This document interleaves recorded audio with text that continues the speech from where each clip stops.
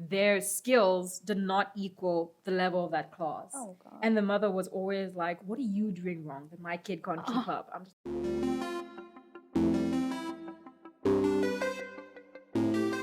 Hello everyone and welcome back to another episode of Korea Unfiltered. You've probably seen me with this guest, at least in another platform. We've been in World Friends together, and I remember when I first met her, we just kind of clicked. I was just like, she gets what I'm trying to say with my eyes. You know when you meet somebody and you're like, and they're like, this is this guest. So introducing today's guest, Malaika! Yay! Round of applause. The little shady bunch of World Friends. Honestly, if you watch those videos and you pay close attention to our like facial expressions, bro, we were just like eye language, the eye contact. We were saying a lot without saying a lot. Okay. Would the you lines. like to introduce yourself though?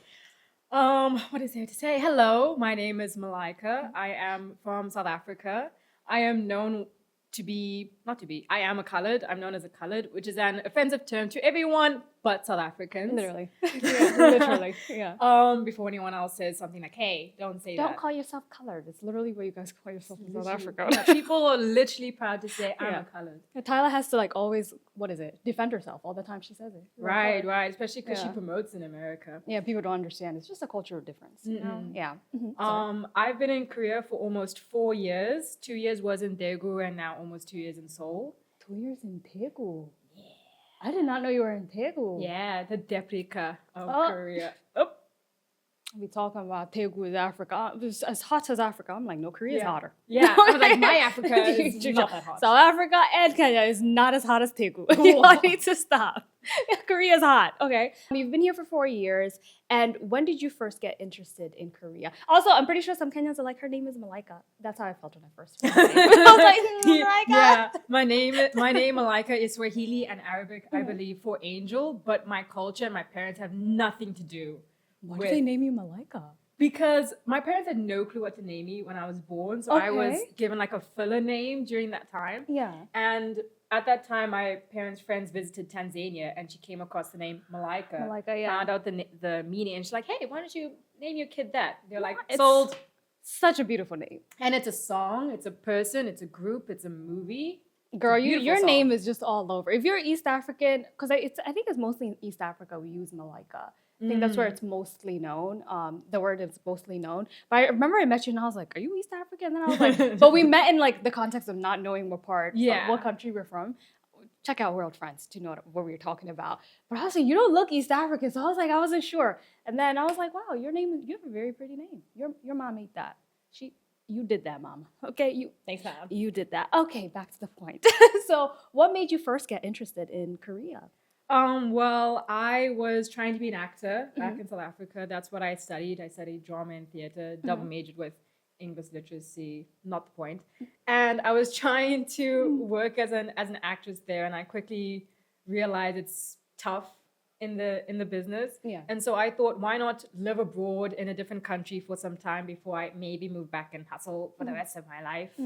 And at the time, I was already learning Korean. So I've been learning it for like 6 years now, I think. Okay. And it was because... K-pop? No, actually. Oh. It's because I was watching K-dramas. I was watching a lot of K-dramas at Yeah. the time. And I really wanted to get rid of the subtitles. Oh, So that's why I started learning Korean. And then when I thought about like where to move abroad, I thought, well, I'm already learning Korean. I had a friend here already. So why not just come to Korea? And now I might never leave. That's a lot of us. A lot of us are like, should I not? Should I not? You've only been here for 4 years though. Like you're pretty new well, I guess compared to me, because you've only been here like half of the time I've been here. Yeah. So you're quite new. So what was your first K-drama you watched? Do you remember? I mean, I watched a Chinese drama before I watched a K-drama, and that was Put Your Hand on My Shoulder. Put your hand on my shoulder. Chinese and long titles. And then I think the first K-drama was What's Wrong with Secretary Kim. Oh, that is an old one. That's what, like 2016? 17? Don't ask me these questions. Oh. It was I just know it's like around that time. I think it was on Netflix, and I'm like, okay, why not? Click. Yeah. And it was very different in the style of storytelling. And I think I just, like as an actor and as a viewer, I just really appreciated the in-depth storytelling that K-dramas go into. It's a little different now. Now it's 8 episodes. It's not 16 episodes anymore. They're like 8 episodes, you're done. we're done here. We're not giving you too much of this story. Can't think of anything else after an hour. Like, yeah, we're done. Yeah, back in the day, it used to be long. An hour per episode. I remember the episodes. There used to be like 100 and something episodes in the same drama. Mm-hmm. Now it's 8 episodes. This is the most we're getting for anything now. Honestly, because it's an hour each episode and they stare at each other for like 10 minutes, I can't really watch more than that anyways right now. Or they do like, do you know when they play the song and they're just like thinking about like the past? That I feel like those scenes are so long. Yeah, they are. I'm just like, can we just get back to the present? I need to No. know how this progresses. I don't need to know about the past. I'm so happy Netflix is a thing because I skipped that. I'm like, oh, I'm like, I don't got time. And then you're halfway done. You're like, wait, Yeah. what? K-dramas have changed a lot. But what do you think are the differences between Chinese dramas and Korean dramas from when you used to watch I dramas? feel a like lot? K-dramas do too much. Like they're over the top. Yeah, they're really dramatic Oh, in, yeah. in how they do things. I Yeah. think the telenovela Mary, the Virgin Mary. Virgin Mary. She wasn't a virgin. She was. It's a story about a woman who was injected accidentally to get pregnant. I don't know. I can't remember these medical terms. Oh, Anyways, like is it called in vitro? accidentally got pregnant Ooh. because the doctor You was mean like, Mary? not so. Yeah, something Mary. She sounded like Mary, Jesus' mom. No, but she was blessed. Yeah, She wasn't accidentally injected. They didn't have angels weren't just Right. But What? anyway, so she accidentally got pregnant, and was that whole story around that, and Yeah. playing on a lot of like telenovela and the dramatic person speaking in the background. Mhm. So they made a K-drama version of it, Mhm. and it was just doing too much. And I remember there was a Chinese drama I watched. I'm forgetting all these names, but it's I always about forget the chosen names. family versus the family that you're birthed into, Mhm. and the birthed in family, your blood family, is the most toxic thing. But it's your birth family, when your chosen family, that really supports you. Mhm. And then they did a Korean version of that too. Yeah. And that was doing too much, because at least in the Chinese drama, the Yeah. evil character made sense as to why they were evil. Mhm. Like there was a backstory. Mhm. But in the K drama, it just looks like there's an evil character for the sake of having an evil character. And Yeah. I'm just like so frustrated Yeah. at this person. So I think they just do too much. And Chinese dramas are, goopy They're and more cheesy, but Are they? The only one I haven't really watched a lot of Chinese dramas, but I don't know if you've seen the trend that it's like I don't speak Chinese, so don't come after me, okay? It's like Lilian. I don't speak Chinese. All don't right, come to me. all I know is Lilian, and like it's like a slap, and the lady goes Lilian. You haven't seen that? You are not on the same internet I'm on, girl. What? You haven't seen that yet? No. But it was so dramatic. I was like, this is so dramatic. And people keep like doing that scene over and over again. I feel like I'm gonna go home and start seeing that on my phone. Maybe You me know. too. After this. Damn, I wish I could have shown you. It's just like this. Maybe what would I even type in? Lilian? I don't even think she's saying Lilian. I think that's just like my Chinese that I know. But I think just Chinese dramas in general are just like lovey-dovey cheesy, but it's the kind of cheesy that you need, because there's not that much dramaticness going between them. Yeah. So you're not like drained by the drama. It's just cute. And the only big thing is that their own misunderstandings. I'm like, just like freaking communicate with each other so you can move on back to being in love. Yeah.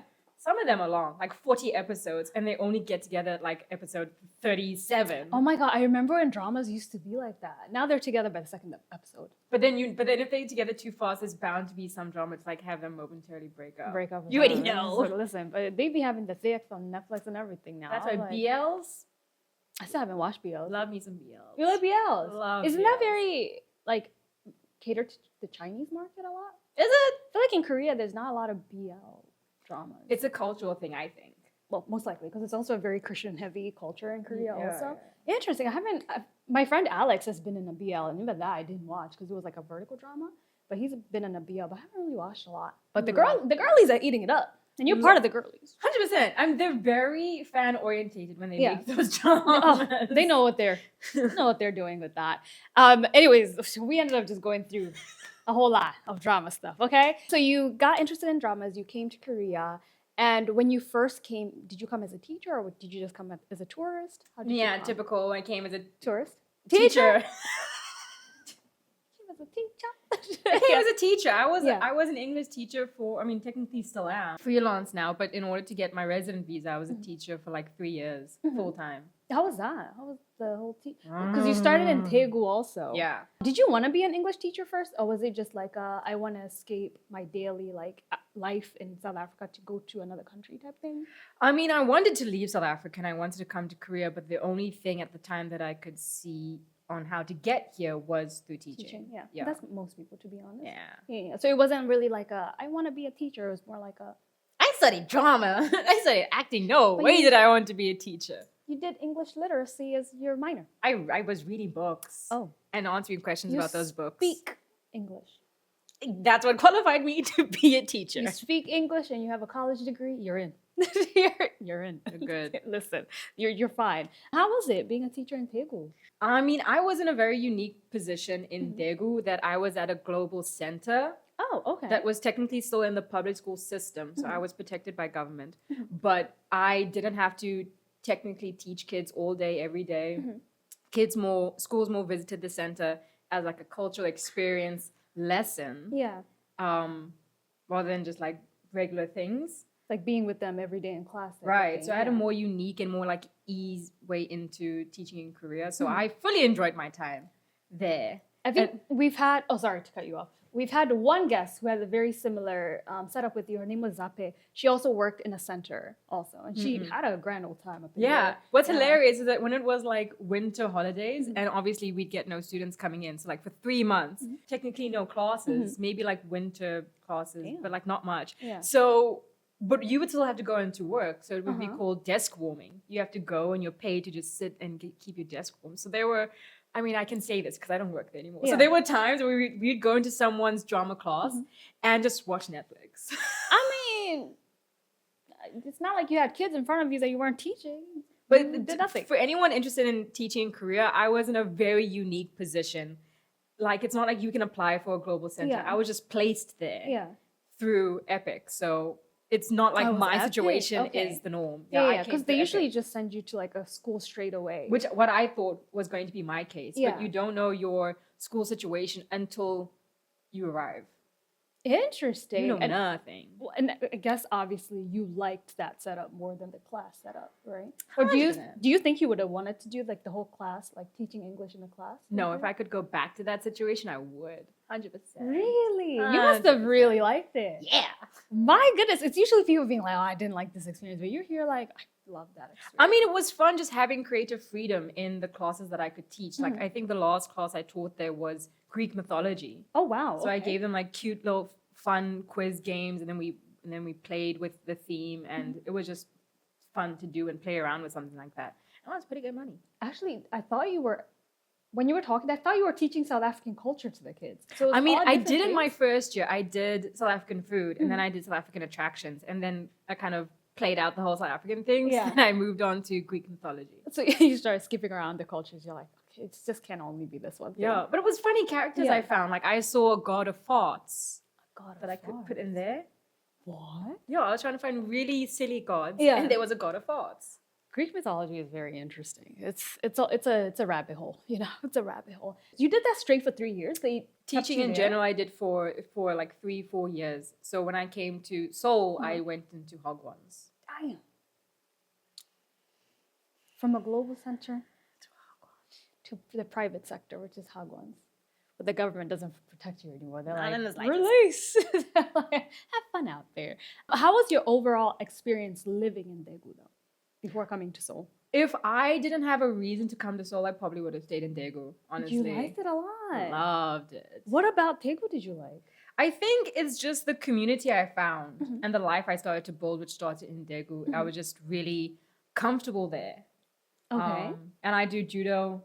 I'm sure you've noticed. Joel? From my I remember when I first became friends with you, and then I was like, okay, she's cool. And then I saw your Instagram. I was like, oh my God, this girl could kill me if she wanted to. Like, she could full-fledged fight me if she wanted to. You guys have to check her Instagram to see what I'm talking about. But the way she looks right now is not the way she looks when she's doing judo, okay? She looked she looked dangerous when she's doing judo, is all I have to say. So you did judo back from Daegu. Right. Is that where you started? Right. What made you start judo? I wanted to get into exercising again, and I Yeah. really don't like the gym. I don't like being still Mhm. and doing repeated movements. I Mhm. like moving around. So Yeah.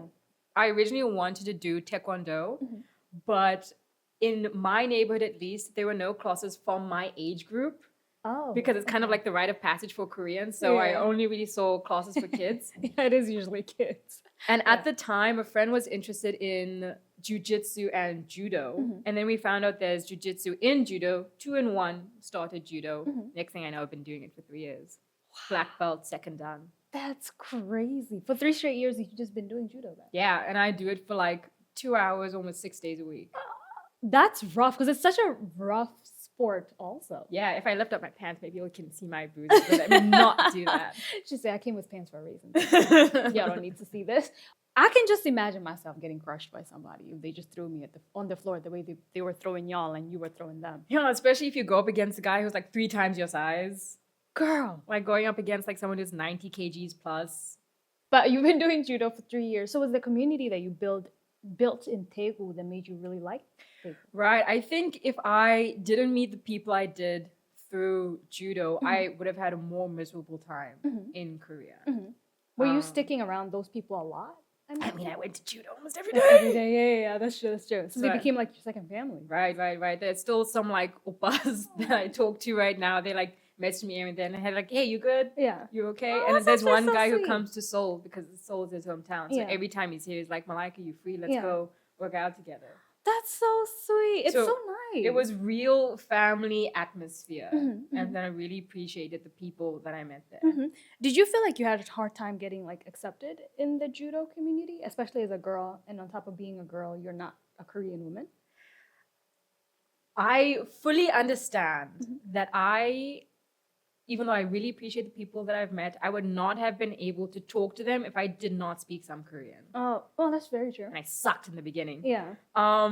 So I can see when my friends who don't know Korean have a very hard time, and I understand that because Koreans just have this like anxiety where if they don't want to make mistakes, so they just don't speak it at all. And I have some friends who do that too. Yeah. I mean, fair. Language comes with a lot of anxiety. Yeah. Yeah. But because of that, a lot of them took a long time to warm up to me because they were like, I can't speak English. So I don't want to make mistakes. yeah. But then because of that, I felt isolated. Mm, And so once they got to know that I speak Korean, then that's where we started warming up to each other. Yeah. So I think that's where it was hard at 1st, meeting, like getting comfortable in the situation in the first place. I don't think it was difficult for me to adjust to the judo community because, I mean, I don't want to brag, but it's not like I'm bad at what I do.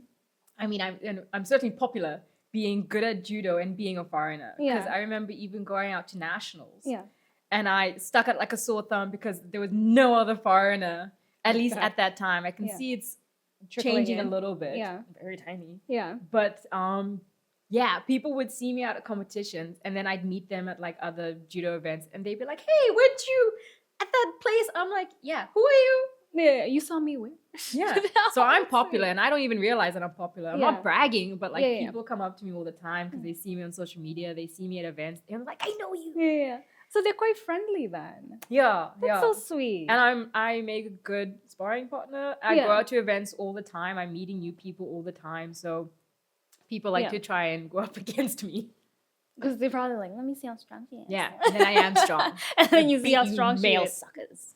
She check her Instagram is all I gotta say. Okay. That's so nice that I feel like in the sports community, when you're doing really well at what you do receive more respect, even if you're like a foreigner or even if you're not from the same culture as people. Like they really respect you when you're like hustling through that sport. So I bet that's like another reason they were so friendly too. I've ironically met the kindest people in a very violent sport. It's the respect they're giving you. Yeah, but I guess they like people in general. I mean, I would respect someone who's really like grinding at what they're into. And a lot of the people that I've met are people who do it constantly. Yeah. I mean, it's just a hobby, but there are people who are very dedicated to the Yeah, sport, and you can't help but just respect that kind of dedication. 100%. It's just doing such violent sports. You command respect, especially when you show you're good at it. So it's really nice seeing a girl who's a foreigner, especially just be out there doing it. I'd be looking at videos, I'm like, yeah, I'm not gonna go, but good for you. I feel like I'm breaking my arm just looking at y'all do this. But it's really cool. I did karate when I was like, I don't know if you say Me too. karate. You did it too? Yeah, that's why I wanted to get into martial arts again. And then you did judo? There was like It's such a like more close combat sport. if I was gonna do anything in Korea, it would have been taekwondo, and so judo was the next thing because I karate did is not not. think about karate. I don't even know if they have classes for that. They do. They do? I have a friend who does. What? I have never seen it. Because it's very much taekwondo heavy, obviously. 'cause It this is. It's probably Korea. not the most Yeah, popular, of the but martial it definitely arts. is there. But you did judo, then you ended up moving to Seoul. Mm. And how was that? Like, how was your experience from Daegu to Seoul? I'm not a city person. Damn, from Daegu to Seoul, which Daegu is not even a small city either. It's not. But a it's small very city. different, right? It's very different because, like in Daegu, you can at least look out and see the mountains. In Seoul, you see buildings. Apartments Yeah. everywhere. It's a concrete jungle, so. So I guess I struggled a little bit in the beginning with just seeing buildings. I mean, the night view is very pretty, so that's like the silver lining. But that was an adjustment. And my smaller place and higher rent. Dude, I just miss Daegu prices so much. Seoul rent is so expensive. Oh. I'm just like, it's so expensive. And moving to Seoul kind of felt like when I first moved to Daegu, starting from scratch again, because I didn't really know anyone in Seoul. I didn't know anyone in Daegu, so I had to start that journey again of refamiliarizing myself with a new environment. Were you scared? No, I'm a very goal-driven person, and I came to Korea, I came to Seoul with a very specific purpose, so I wasn't scared or uneasy. I just felt like I need to find my footing. Like you knew it was going to be another challenge that you Yeah. have to go through. Yeah. Okay. Had you been visiting Seoul back and forth when you were living in Daegu or not really? With K-pop concerts all the time. I do day trips to come to Seoul all the time. So Yeah. I would take like the bus up Yeah. because it's cheaper. It's 4 hours, but it's cheaper. And then I take the train back. Oh, why back? You're taking the train, but you're taking the bus. Is it like a time thing? Yeah. Like why? The concert ends at like what? Like 8, 9 p.m. Oh, yeah, take that Do I train. want to be on a 4-hour bus going back Nobody to Daegu? wants to be in a 4-hour bus going back to Daegu. That's crazy. Who's your favorite K-pop group? Oh no, that's a difficult question. I just like so many. Oh, I thought you were going to be like, I don't listen to it. I was going to be like, oh, Hectic. should I edit that out? Okay, really? You like a lot. Yeah. Give me a top 5. Top 5. I think 80s. Oh, a lot of people like it. I thought it was a tease, but you would know better 80s. than I do. Yeah. I've been to 3 of their concerts. Uh-huh. 80s fan. 17 because Another popular their one. music always like makes me feel like happy. Yeah. Oh, that's cute. Shiny because I've been to 4 of their concerts like on you, Key, Yeah. Taemin, Shiny. So that's 4. Mashayla, Chonghyun just left way too early. That man left way too early. They used to be like one of my favorite groups back in the day. And then he left. And he passed. Yeah. And then I was like, I think it went downhill for me. After that, I was just like, okay. Anyways, so Shiny, 17, 80s, got 2 more. Does it have Woods? He's not a group. Who's that? Woods? Is he Woods. a ballad? He's a Ballad singer? No, he's a solo artist, and he like every album is a different theme, aesthetic. Like he is, Okay. he's a really versatile artist. Okay. Every album Yeah. is different. Yeah. He's really good. I might have to check him out. I love a different artist. I hate when music sounds the same like all the time. So Woods and Who's a 5th? Gosh, Fifth. who else do I know? let's have some female representation in this. Come on. Mamamoo. Okay. Oh! I agree. The vocals, insane. I'm pretty sure Insane. Hwasa could change me to be gay. Bro, that Influence me to be woman, gay. something about her is just so like charming. She's just so confident in all Yeah. her beauty in whatever shape and form. Yeah. She's like, this is my body. She literally made a song about my body. Literally. And she used to get so much hate in the beginning because she was also very confident. She gained still does hair, now. Which is insane. Because she's not the skinniest person out there. But She's she also not the fully lightest embraces person it. out there. And I'm just like, that girl is not black. But anyways. Oh, Hyolyn. I also love Yeah, Hyolyn. Hyolyn also went through a lot back in the day. Love her. She could also turn me gay. She's a very beautiful woman, very charming woman too. Gorgeous women. Okay, the female representation I agree with. Mamamoo, do they Pass. still make music? Yeah, I went to Hyolyn's concert like a couple of months ago. What about Mamamoo? Do they still make music? or They not? had no. It like- seems like Hwasa is doing solo now. Yeah, She she's went doing solo. more solo. They have very big gaps in between like their music releases. Okay. And I don't think they've done a concert in a very long time and they haven't announced anything. I think just last week they came out with a new song as a group. Oh, okay. I need to go listen to that. Are you a Mamamoo fan? Oh my, I Not wouldn't say I'm fan. a fan because I only know Hwasa. I don't know anybody else in that group. But back in the day, I used to listen to their music a lot because they were very different. And their vocals were really good. But I feel like right now they're competing with so many K-pop groups. K-pop groups have gotten to be so many. There's so many now. I really can't bother with new groups anymore. Bro, there's so many. No. And It's like a also new group every month. and they're so young. Like Yeah. I think N-Hyphen is the youngest group that I like, and Mhm. Nikki, I think it is the Japanese member. Like Yeah. the way that they really sexualize some of their songs, I'm just like, but he's just so much younger than me. I don't think I want to like this. Bro. Sometimes for me it's the girls. Like I'm so The protective over little girls. shorts. I'm just like, I don't agree with the fashion that's happening recently is incorporating safety shorts. I'm like, the safety shorts are for safety. They're not for fashion. And people are like, but it's the fashion. I'm like, no, we don't. Yeah. We don't need to see that much. when you're a kid, like why can't we just put pants on these kids? Yeah, and the way they dance as well. Oh, it's- And then they're going around in like belt style skirts. And there were men on set. And I'm just like, don't y'all feel some type of way even filming these little girls? And then sometimes they then perform for military as well. So I'm just thinking like this group in front of a whole crowd of men. You know what? I've said this before. This is why I left K-pop because I can't see little kids just doing this and be okay with it. I'm just like, I'm gonna stay me and my old ass opinions. I'm just gonna stay in the back of this. And P1 Harmony is probably the youngest that I like. I don't pay attention to anyone else coming out these days. Yeah, it's a lot. Every group you've mentioned so far, it's like I think none of the groups you've mentioned have teenage members, right? Even 17, they're a bit older now. Oh, 17's well old right now. Right. Like They're all like, of them qualify. Like all of them should be going to military right right? now. Yeah. See, like so, most people you listen to are like all of age, I should say, of age.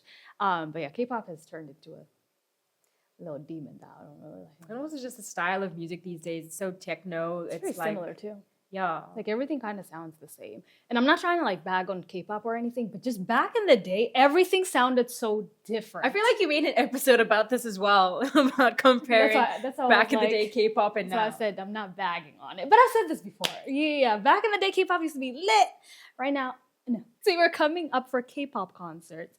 Did you really get to experience like Seoul? Or was it just more like I would come for concerts and go back to Daegu? Seoul was just overwhelming for me the first time I came here.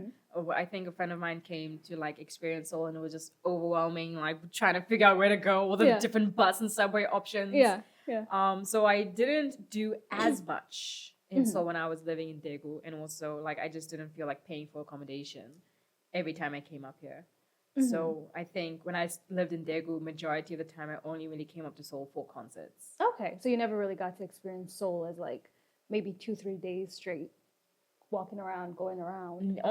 Only one trip. One trip. The first time I came to Seoul. And Yeah. you were overwhelmed at that time. Yeah. Seoul is a bit overwhelming, I would say. And I've lived here for a while, so I'm used to it now. But I feel like when you come from Daegu, which is a little calmer, it can be like very And even South overwhelming. Africa, I lived in a tiny town. It's basically a retirement location. Gorgeous place. Nothing to do there. What was it called? I don't want to be too specific. Don't say it. Okay. It was a small Tiny town. Tiny town. She lived in a tiny town. Okay. Yeah. Tiny town. It's too tiny for me to say on the internet because just Then people... it's gonna be pretty obvious. Yeah. Let's not do that. Let's not do that. Yeah. Anyway, so I also came from a very tiny town where you could walk everywhere if you really want to, but I was a lazy ass, and so after I got my license, I drove everywhere. Yeah. And Cape Town was also like an hour and a half away from my town. So Cape Town was like the biggest city besides Joburg that I've experienced. And then I came to Seoul and it was way bigger. Yo, Seoul is it's a lot. When you come from a small town to Seoul, it can be very overwhelming. And it's just big. Like every time I leave my house, I have to travel for an hour. Bro, sometimes I'm like, how am I still in Seoul? I'm still going. Actually, why am I saying this? Like I'm not American. In Pennsylvania, I can go for 5 hours and I'm still in Pennsylvania. My family visited like just the other week. Yeah. And every time we were leaving the house, they're like, how long is the travel time? Is it an hour again? I'm like, Mom, I don't know what you want me to say. Everything's an hour in Seoul. It's a big city. Like from Murle all the way to Seongsu, it's like an hour, 10 minutes. Murle all the way to Jamshi is like an hour, 10 minutes. But you still like living here. I do. I like the peace and quiet that I get in the Mule area. Yeah, I feel like you didn't need to like pick and choose what you are willing to prioritize. Oh yeah. For and me, if you it's want cheaper place for the distance, 100%. Now, Shilim was nice in terms of it was closer to that area, but I freaking hate Shilim. So I'm okay with Mule. Mule is great. yeah, a lot of people say that Shilin does not have the best reputation because it's You clearly haven't watched this show. Every second I get to talk shit about Shilim, I do. I take it. okay. Hate that I place. won't move there. Then I don't like it. you've decided But- for me. I will not move Don't there. like it. But I heard I do have to say, I've heard it's getting better. Like, I've heard it's getting better. It's very cheap, but just you would never find me there again. Come to the side. Okay. Come to the side. I don't mind. Come to the side. So you ended up moving to Seoul, and what did you do? This is how I go back to the topic. Okay, this is a conversation. Like conversations take 9 different turns, and then you're like, okay, so when you were, And let's go back to what we were talking about. Let's move back. So you ended up coming to Seoul, and did you come for work, like right to work, or did you come like job searching? Why did you end up coming? no, I still needed more time to kill before qualifying for the resident visa. Mhm.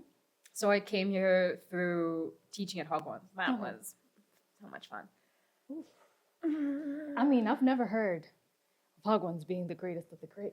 You know, I mean, I didn't have the worst experience. I just you preferred what you had in Daegu. 100%. She preferred 100%. what she had in Daegu. Okay. I was watching Netflix in a classroom Literally. during winter break. Yeah. I What was- love Daegu. What was like the biggest difference between working in a global center and a Hagwon in Seoul, or a global center in Daegu and a Hagwon in Seoul? You have to be more on top of everything working in Hogwarts. And the first Hogwarts I worked at, I broke my contract. It was that bad. Okay. My workload and my salary were not making sense. And I was Mhm. like, I don't need this stress Mhm. for something I'm not being paid to do. Yeah. And it's like constant communication with the parents at that Hogwarts. Mhm. And just having to be on top of the books and pushing information to the kids that are too young to take in all this information. Mhm. Like, honestly, I feel really bad making, like, international age 6-year-olds writing essays. Those Right. are babies. That's why I was learning the alphabet when I was 6, and here they are Oh. writing essays, and they are kids that just want to play, but I'm not being paid to let them play. Mhm. You're being paid to teach them how to write a whole full-grown essay. 5 paragraphs. Dang. And they must know introduction, 3 bodies, conclusion. Bro, that's what we were learning in like middle school. I think I learned how to write an essay in middle school. I think I only knew how to write it in high school. What? And for us, I think it was only 3 paragraphs. Like, yeah, it was only 3 paragraphs that we were learning in middle school. And for a 6-year-old to write 5? And they're not even, like, in public school yet, but they must know. I All think in English. that's so sad. And you can't even do anything because you're the teacher. You Yeah. can't just be like, I'm not going to do it. Because So the workload is insane. The feedback is insane because you need constant feedback, but like from the parents or? to the parents and to the to the Hogwarts. Yeah. And then sometimes like not enough time has gone by and the kid technically hasn't improved. I'm like, your kid's a little shit, but I can't say that. And I'm like, I don't know what else has changed Yeah. from like 2 weeks ago. But I Yeah. mean, he Yeah. said this word correctly today, so yay for him.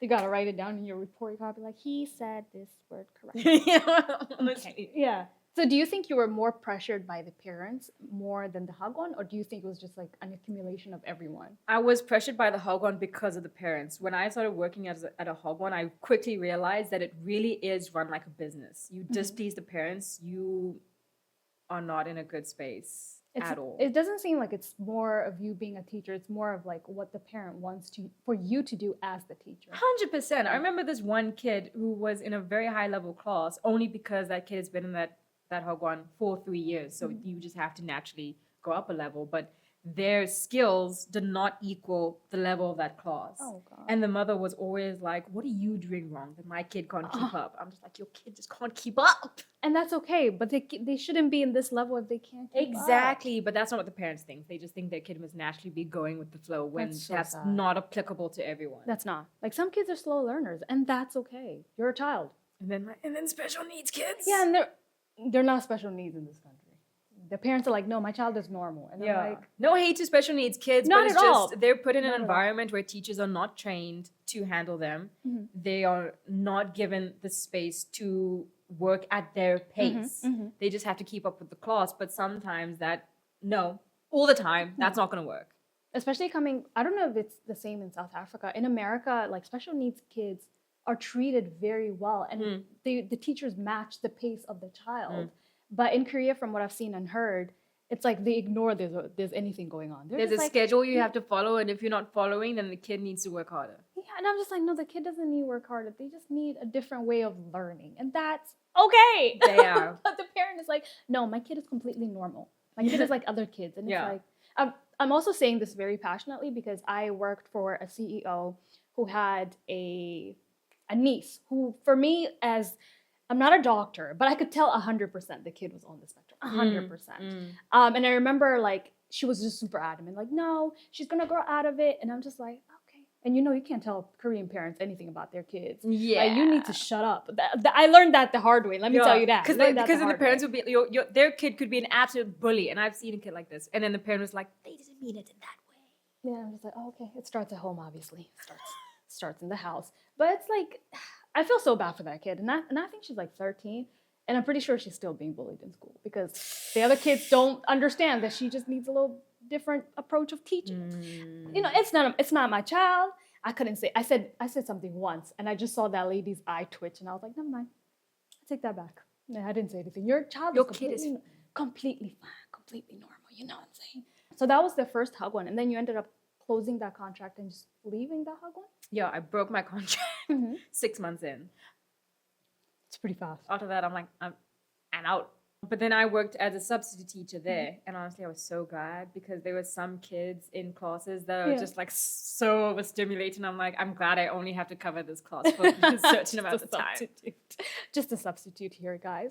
Okay. So you ended up doing that hug one. And then after the hug one, Now I'm a freelance teacher. Yeah. Okay. Something needs to pay my rent. I mean, the bills keep piling up and they don't disappear. So we got to pay for them somehow. Okay? Legally. You do judo, you do teaching. What else do you do? I am back. Well, one of the reasons why I moved to Seoul, the reason why I moved to Seoul is to try acting and modeling in Korea. And so that was my main motivation. It's a trashy industry.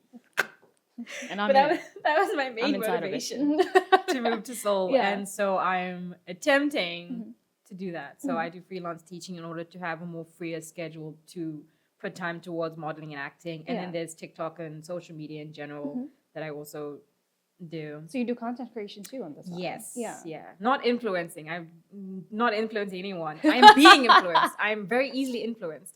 You don't want to be an influencer? I hate the idea of being an influencer. It's a very strange word, but it's honestly, it's a true word. You're technically influencing someone through your videos. I mean, 100%. And I think maybe that is some truth in the content that I post. I don't like calling myself I say I'm a content creator. Yeah, I'm a content creator. UGC. And then people are like, oh, you're an influencer. And I'm like, damn it. To you, I guess I am, but I'm a content creator. Just like I don't say I'm a model. I'm like, I'm an entertainer. I say I'm an actor model. I'm like, I'm everything under that umbrella. I do everything. Okay, so you've also, how has that been, like trying to break into like the modeling and acting industry in Korea? I forgot, because I've been out of the game for a while, I forgot how much self-motivation and preservation you need. Because what I'm personally dealing with is it's hard to hear from people constantly, oh, like you're going to do so good in this business, you're exactly what people are looking for. And then you see the jobs that are out there and people not costing you for that job.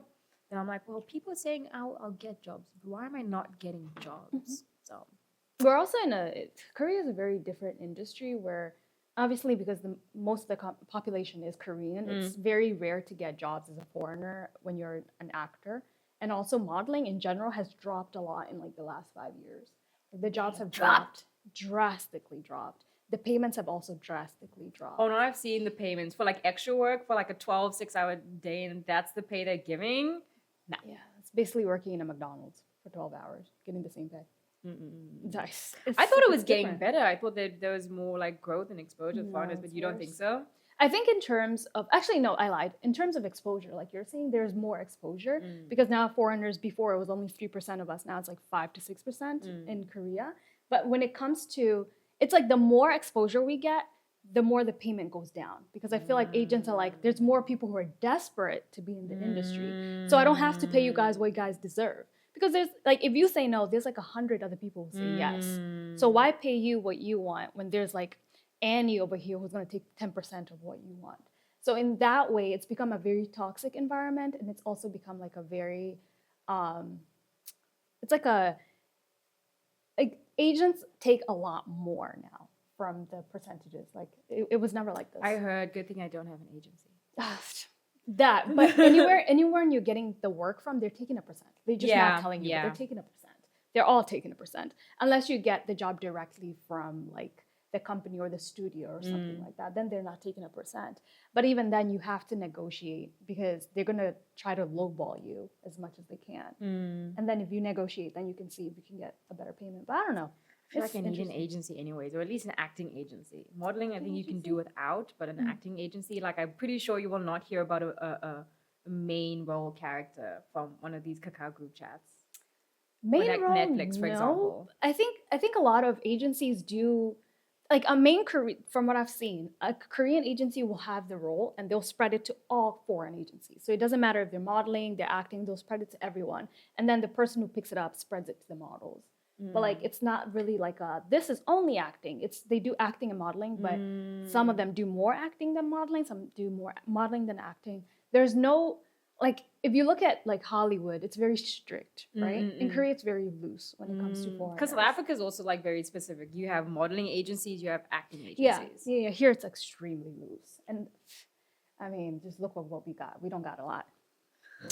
We don't have a lot. Okay. Yeah, but who knows? Hopefully it does get better. I've been in the industry for like almost 9 years now, and I feel like it's getting worse.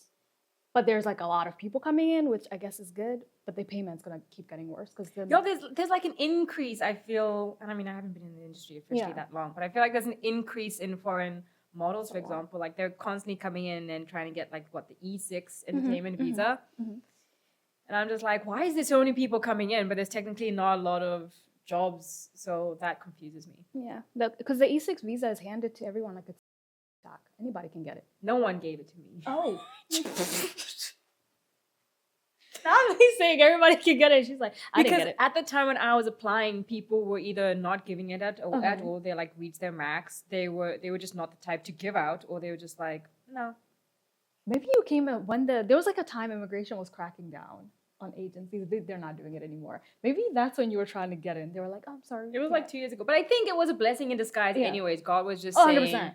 You will have more freedom if you stick to where you are now and get the resident visa. 100%. And I think that was better. Yeah. There is more freedom to be on the resident visa, because then if I'm not working as a model actress, which I am not majority of the time, then I can do other things. Yeah. And that was my main concern if I were to go on the entertainment. Because you have visa. to only do entertainment. Right. You can't be doing, which I mean, a lot of people do stuff out, but it's like legally and officially. Yeah. You can only do things according to your visa. Entertainment. It needs to only be an entertainment. Yeah. So honestly, it was a blessing in disguise. Yeah, and only your agency can get your payments, which that becomes another issue. Yeah, and you can't get your payments by yourself. So that becomes another issue. But now that you've lived in Korea for 4 years, what is like one difficulty that you think you've been trying to like get over, I guess you could say?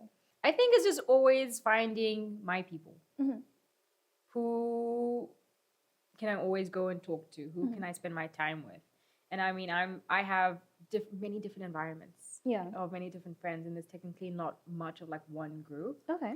And I think that's especially because I moved to 2 different cities, that things feel very scattered. So I think when like trying to assimilate into a different culture, and also just finding people that ground you in terms of just one group, like if you want to do group activities or group travels, that's something that like I'm always still trying to navigate.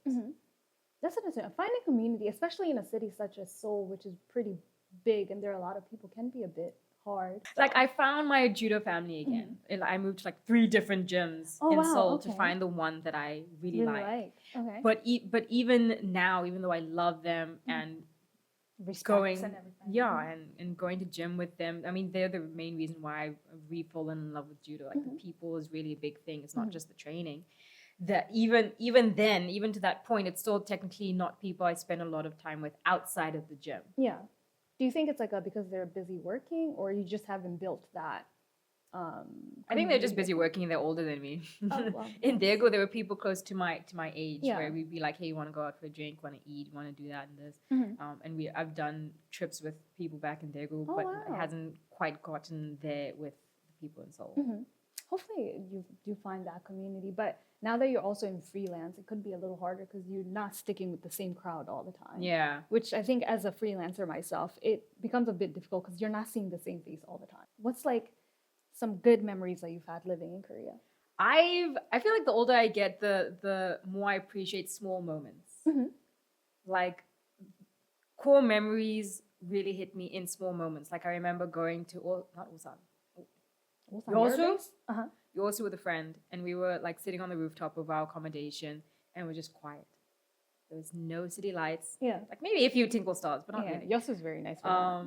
And just that peacefulness and being with a friend who I happen to have known from high school. Oh, Was wow. yeah, we're in Korea together. I've known her since high school. Yeah. It's a funny story. Oh, that's so Um, interesting. Okay. But it was just that breakaway from the city and Yeah. being in nature and being in the quiet that felt like, wow, look at the life we've How built. beautiful.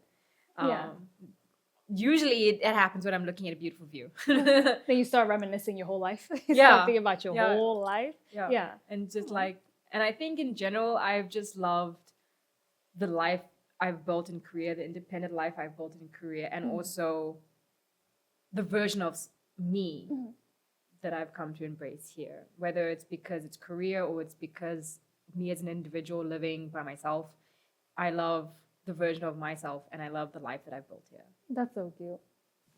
She's trying her best now here, guys. Wait, I also wanted to ask you, what are some core differences that you found living in Korea compared to South Africa? Great question. Besides navigating language barrier, Mhm. I mean, my life back home and my life here are kind of similar because I was in a very tiny town that was very isolated from other people anyways. Yeah. So I feel like back home, and especially when trying to find a life abroad, you have to try and be content in being by yourself. Mhm.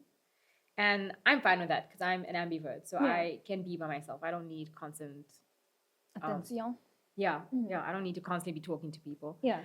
But transport is one of the biggest things. I needed a car back in South Africa. Yeah. You don't have to have a car here.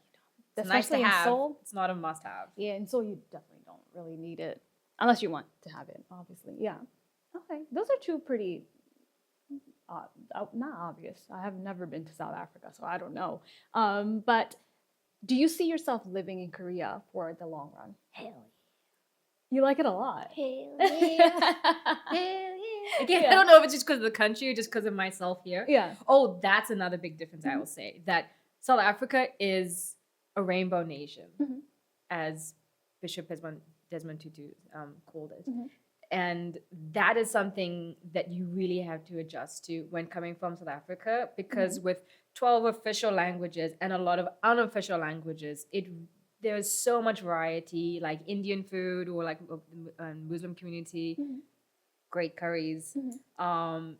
And so variety and representation of different peoples and even LGBTQ plus Mhm. and South Africans are a lot more expressive in their culture and what they believe in. And so that's a little bit, not a little bit, that's a huge difference Yeah. because South Africans are a lot more like in themselves. They're not really outward showing Mhm. in what they believe in and what in their cultures unless they're from a cult. Mhm. Mhm. So that is definitely, especially what I've heard from other South Africans, that is a very big adjustment wanting to move to Korea. Yeah. Is that when you come from such a huge country, South Africa's big, Very big. and so much representation of all different kinds of corners of people there, that coming to Korea, that's like a monotonous more society. Extreme That's homogenous, yeah. homogenous. Only 5% of foreigners live here. No, I said that wrong. Only 5% of the people living in Korea are foreigners. Well, South Africa is extremely diverse. Very diverse. Extremely Yeah. diverse. So 100%, you do have to get used to that. Like looking out and just seeing people who don't look like you. Yeah, and then trying to find your community specifically in a certain culture, I think that's also becomes difficult. Like if you're trying to find your LGBTQ plus community, I'm an ally. I'm not I'm unfortunately straight. It's very unfortunate. But Right now, it's extremely unfortunate. Extreme. Yeah. But like, for example, if you're trying to find LGBTQ plus community, that may be a little bit hard to find in Korea. Mm-hmm. Oh, you think it is? Maybe, yeah. Oh, I guess I also say that because my close friends are part of the alphabetical community. So for me, it was very easy to find them. But I also have to realize you just moved to Seoul, so maybe you're still adjusting. For me, it took like 2-3 years finding them. So you'll find it too. Yeah. My close friends are all part of the rainbow community. I love to see it. The rainbow community. So I think in Seoul, you start feeling a little different about that. But if you're in Seoul, 100%. But if you're in like the other cities, girl, that's a outside different of story. Seoul, it's a completely different story. Outside of Seoul, this whole thing that I just said right now, cancel it. Yeah, the food's better outside of Seoul too. You think so? A Well, I lot of haven't- people I've met say that if Actually- you want good Korean food, you should leave Seoul. That's true. And because certain cities are known for certain foods when Yeah. you leave Seoul, and I agree. Even Jeju, the Korean food in Jeju, I don't know, it just He also just went on a holiday to I did. Jeju, so freaking get love like, Jeju. Yeah, if I could live in Jeju, I would. Like, such a great place. But the Korean food there, for some reason, tasted better. Maybe because the sea is right there and I was having a lot of fish. It's more fresh. But yeah, Korean food outside of Seoul is really, really good. I can see what you mean by that. But then they have a lot of foreign food in Seoul, specifically, compared to like 100%. outside of Seoul. yeah. So I guess that's the give and take. You have to give and take one or the other. Is there anything that you wanted to say that you haven't got time to say before we end this episode? I think one advice to anyone who wants to live abroad is what I will share with you, with what I shared with another friend, is that when you're going to live by yourself for the first time, the most important thing is to find your community. Because the people that will ground you in such an unfamiliar environment is the people in your community. Mm-hmm.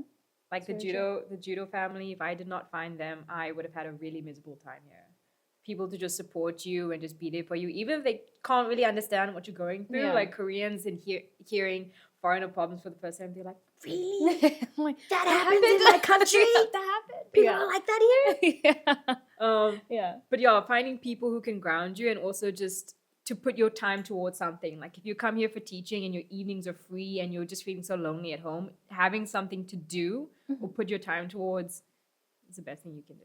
And I think Korea has a lot of, well, they all need money to join, but Korea has like a lot of different activities you can do. Like if you're into pottery, there's pottery classes, painting classes, flower making classes. There's if you have the money for it, obviously, there's so many different classes you can join to maybe get that community with people who are interested in the same thing as you are. So yeah, she did judo. Doing judo. What did I do? What did I do to get a community? I don't even know how I met some of my friends to Go be to honest. parties. I don't party though. Yeah, I feel like I like all the other content creators or people in the industry I see, Yeah. like they've met other people through parties, but like I barely see you at going to any parties. I'm like, how do you meet people if you don't go to parties? Listen. I don't necessarily want to go, but I I don't don't know how like- to meet them if I don't go. I don't like drama, girl. I feel like a lot of drama is filled in those parties, and I just like from being. I've literally gone to one party and I've already been in some drama, and I'm just like, yeah, I don't like this. This is too much for me. I stay in the house. I think for me, when I got my community, I didn't care to create a bigger community. I was just like, yeah, I'm fine with what I have right now. Because the bigger your community gets, let me not even call it community. Like for me, it's very much, what is that? What is that thing called? Quality over quantity. So I have like a 100%. great, a small group of friends, but they're all amazing friends. And I feel like when you have too many friends, I have a lot of acquaintances, and I have very few people I will call close friends. you gotta make sure you know what an acquaintance is and what a friend is. Yeah, I'm Yep. also very picky and about Yeah. who do I spend my time with, who is worth my time. So Yeah. me too. Yeah, don't go Quality around over calling quantity. everybody a friend. Not everybody wants to see you do good. Some crazy people out here, you know. And not everyone's there for you as much. Like I was definitely always a one-sided friend person where I'd that's not always put good. in so much effort. And so I try to recognize those kind of friendships early, and I'll be like, this is too much energy for me, and the energy is not matching, so I need They just to take all your energy away. dip out. Literally, you just get tired by the end, and you're like, why was I giving something to somebody who's not giving anything back? Right. You know. But yeah, again, build a community in Korea when you come to Korea. Then life will be a lot much better. Don't ask me to One more teach you time. judo, please. You want to do judo in Korea? Learn Korean because She started doing classes. Yeah, no, like that's how I got good at speaking Korean because no one speaks English. To be honest, I feel like for you to learn Korean faster, maybe putting yourself in a situation where nobody really speaks English helps a lot. It's either sink or swim, and I mean, I love a challenge, and so I was like, I can't do this if I don't know how to speak the language. So if you want to do judo in Korea, learn Korean. Like, it's very rare to find people who speak English. They're there. But for the ones who, the ones who are comfortable speaking English, probably more rare. Yeah. But most Koreans do know English. They just be lying to y'all. So, Daegu not so so much. Well, maybe they lie more in Daegu. Daegu, maybe not Daegu. Every time I say Korea, I'm technically talking about Seoul only. There's a lot of like tourists in Seoul and Busan, not so much in places like Daegu. No. When you go to Daegu, Daejeon, Gyeongju, Jeonju, those areas, maybe not. But in Seoul, most people know how to speak English. They're just not comfortable, and that's fine. Yeah. They're just not comfortable speaking it, or they're just embarrassed, or what is it called? Too shy. Too shy. There we go. Soshimada is what I was thinking right now. They're just too shy to speak it. And that's okay too. Yeah, okay, that's people in general. That's not just Koreans. You can't blame them for that. It's just how you feel. That's how you feel, you know? But, try your best, Koreans. We don't judge y'all at all. If anything changes in your life and you want to come back and report back to what's happening, you're always welcome back. I'll say one thing. Yeah. Just because I have beef with people from World Friends. Oh my God. Anyone who wants to say that I'm whitewashed or I've lived abroad for too long. I've only been here for almost 4 years. Literally. Only for they were like, she's not South African. I'm like, huh? They're like, I've lived abroad for too long. I'm like, isn't South Africa also a really big country? How you gonna tell somebody they're not South African because you feel like they're not?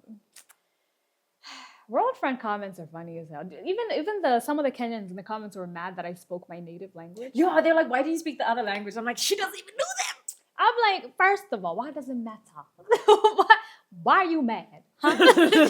We're here, you're there. Why are you mad? I was literally like, the comments in World Friends is so funny. Yeah. I was literally like, how are you going to be mad that I'm speaking my tribal language instead of my national language? Well, my tribal language is only spoken in Kenya, where my national language is spoken in all of East Africa. If anything, am I not more Kenyan for speaking my my native language? I'm like, do the math. Or like when they complain, why couldn't we get someone from this culture? Is that person from that culture in this country? You must remember where we are. Korea. And what do they have access to? Korea. They have access to us. You will see this us is it. On the screen. And one thing about me, I'll always rep Kenya, no matter if y'all like it or not. I will also be Kenya, Kenya, Kenya, Kenya all the time. I'll represent my corner of South Africa. It's way too diverse to like say the whole thing. Me. Represent me. That's how it is. Like even South Africans who would be like, you don't sound South African. Yeah, I would see those comments and I'm like, well, how are we? Actually, you kind of do. Some people say I do, some people say I don't. Yeah, I don't know, I genuinely feel like you were controlling your accent when we first met. I could not pick it up. I did not recognize it. If I did, it was highly unintentional. No, girl, you started after we learned that you were South African, you started speaking, I started hearing the accent and I was like, she is South African. It was highly unintentional. Because you guys have like a little twang that y'all speak with, which I love. If I was ever to be born as anything but not Kenyan. You'd be born South African? Yeah, specifically Zulu or Xhosa. Respect. Respect. I don't know how to say that. I don't know. The culture is Xhosa. There we go. Okay, maybe I think I've just been shunned by them, but just saying Xhosa. Xhosa? Oh, maybe you're trying to say Xhosa. But I can't click. So I said Xhosa. I don't know why. I thought you were like saying like Sutu or something. I'm like trying to think. Xhosa, where like my South African brain? Where's Xhosa? I feel like if I did the fake click, it would have looked worse. So I just don't even try. I don't know. I'm like Xhosa. Xhosa. Let me stop. Starting to sound a little weird over here. But are you okay with us ending the episode now? Very happy. Anyways, Shane, guys, this is one long episode. Sometimes it goes to 2 hours. They're only an hour, actually. Hectic, really. Great. But anyways, guys, that was another episode of Korea Unfiltered with Malaika, the girl with a Swahili name who's not from East Africa. Representing. Repping. Don't forget. Malaika representing only a name. Yeah, just by name. If anything else, she's just South African. I can only say Hakuna Matata. Hakuna Matata. And Jumbo. Buona. Jumbo Buona. Anyways, thank you guys so much for watching another episode of Korea Unfiltered. Don't forget to like, subscribe, and share with your friends. If you are a YouTube subscriber, make sure you hit the hype button. If you are a podcast listener, make sure you give us 5 stars so we can get up in the algorithm. This was Malaika, and I'm your host, Paris Gagiri, and I'll see you guys on the next episode. Bye, guys. Bye-bye.